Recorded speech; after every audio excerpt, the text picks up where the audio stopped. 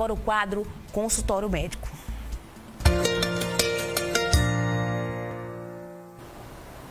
Ao meu lado eu tenho a honra de trazer, mais uma vez, o Dr. Fernando Chagas, um dos infectologistas mais competentes do nosso estado, responsável, que tem tido aí um papel importante, viu, nesse desenrolar da Covid aqui no nosso estado. A gente vai tratar de casos leves, por exemplo.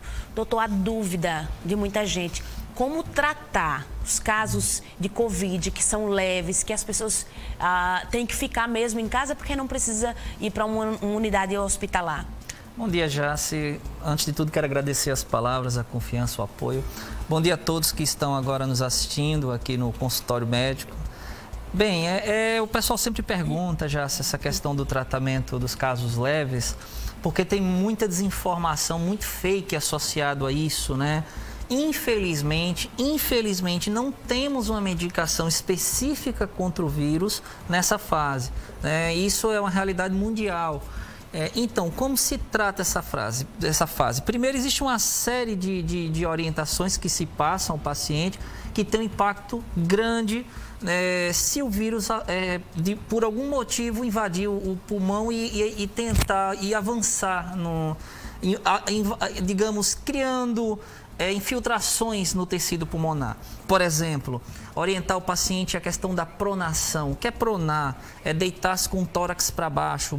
Como minha mãe diria, deitar com a barriga para baixo. Pronar significa liberar espaços do pulmão, onde pode ser mais areado e, por conta disso, diminuir a destruição que o vírus provocaria. Então, pronar significa deitar com a barriga para baixo, que você pode fazer 3 vezes ao dia. 2 horas pela manhã, 2 horas à tarde, 2 horas à noite. É uma medida simples, mas acredite, ajuda e ajuda muito. É a mesma orientação que a gente dá para os pacientes que estão internados. E a mesma coisa que se faz quando o paciente está entubado na UTI. A gente prona o paciente porque libera espaços no pulmão. É uma orientação muito importante. Isso serve para casos leves, casos graves, até mesmo casos de muita gravidade. Outra orientação, acompanhamento com a oximetria. O que é oximetria? Aquele aparelhinho que a pessoa coloca o dedo que mede o oxigênio no sangue. Como saber, por exemplo, na oximetria, que o oxigênio está pouco e que precisa ir mesmo para um hospital? Quando chega em que média, por exemplo? Pronto. Agora as unidades básicas de saúde já possuem oximetria e também, claro, nas UPAs possuem oximetria, que a pessoa, se não tiver em casa, pode recorrer a esses serviços. Quando se coloca o dedo, é importante, né? O dedo também não está gelado, né? Porque pode influenciar. Quando se coloca o dedo, se tiver abaixo de 93%, quer dizer que tem menos de 93% de oxigênio no sangue, é importante uma avaliação médica. Principalmente idosos. Por quê? Porque isso serve como parâmetro para mostrar que tem pouco oxigênio entrando pelos pulmões. Então, os pulmões já podem estar doentes. Outra coisa, sintomas. Se a pessoa está com muita dor de cabeça, muita febre, os sintomas estão deixando ela realmente, digamos, prostrada, é importante também ir numa unidade de urgência. E, a partir daquela unidade, um acompanhamento na atenção básica. Qual o grande segredo do tratamento nessa fase? É o acompanhamento. É deixar o paciente amarrado ao serviço. É o que a gente tem discutido tanto nos serviços privados como nos serviços públicos.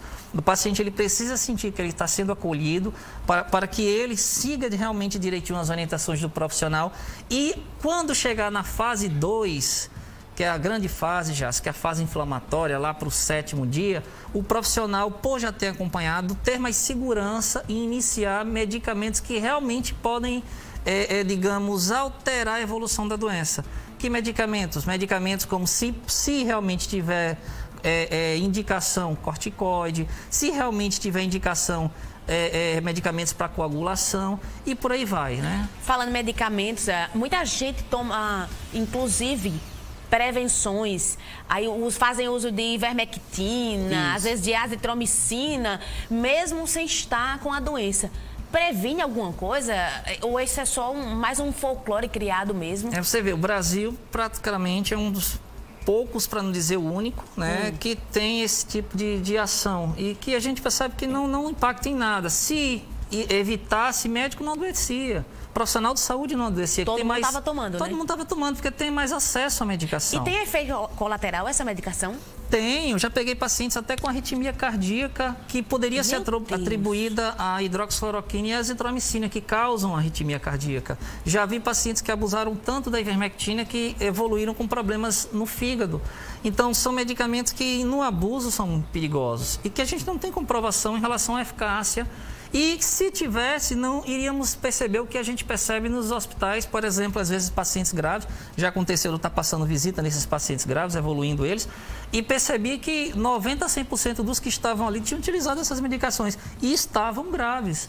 Então, muito melhor, muito mais sensato focar na prevenção mesmo, que seria máscara, evitar aglomeração e lembrar da higienização das mãos, né? É muito mais eficaz de verdade, muito mais barato e não oferece risco. E também lembrar da questão do cuidado, do acompanhamento com o profissional, né? Fazer a PRONAR se estiver doente, avaliação com a oximetria, tratar os sintomas. Eu estou com dor, medicamento para dor, estou com febre, medicamento para febre, boa hidratação, boa alimentação. E esse acompanhamento estreito.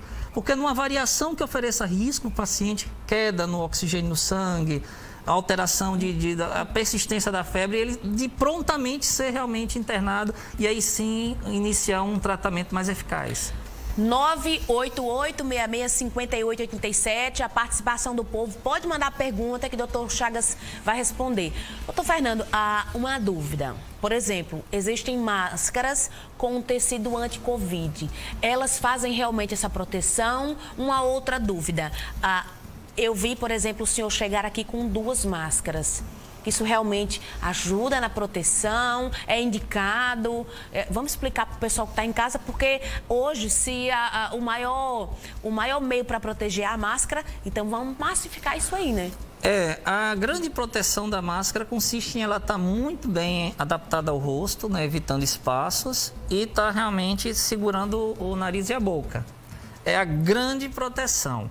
Existem máscaras que têm características que matam, substâncias, melhor dizendo, que matam micro-organismos? Sim.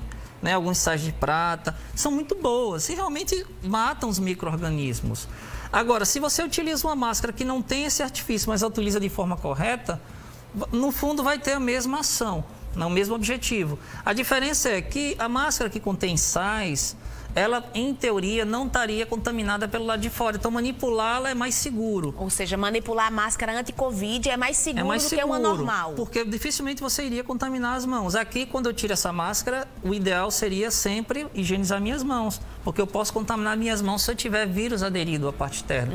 E naquele tipo de máscara, a gente não se preocupa com isso. O vírus barra aqui mesmo. A máscara já destrói ele ali, né? Agora, 2 máscaras. Tem sido uma orientação, principalmente quando são 2 máscaras de tecido, né? Por quê? Por conta da grande velocidade de transmissão do vírus, a concentração do vírus muito maior na mucosa, né? Então, é como se fosse um mecanismo que está se utilizando, né, para tentar frear certas atitudes que a gente tem, como a saída da máscara do nariz, a manipulação da máscara. 2 facilita isso e, em teoria, aumenta a proteção. Agora, eu insisto, e falo como infectologista, eu insisto. Uma máscara, apenas uma, utilizada de forma correta, ela já é o suficiente. Agora, vamos fechar com uma pergunta simples. Por exemplo, essa época também é favorável, tosse, sintomas gripais, o que nem sempre é Covid. Não é? A gente não pode achar que toda tosse, que todo resfriado é Covid. Como identificar a Covid, se há uma maneira? E outra coisa, os principais sintomas. A que ponto eu não vou procurar um médico porque eu tô com Covid? Pronto, olha só, excelente pergunta, já se a gente estava conversando isso agora há pouco. Eu sempre costumo dizer que o bom papo com o paciente, ele contando a história dele, em geral, ele próprio dá o diagnóstico da doença dele, né? É saber ouvir, é saber conversar.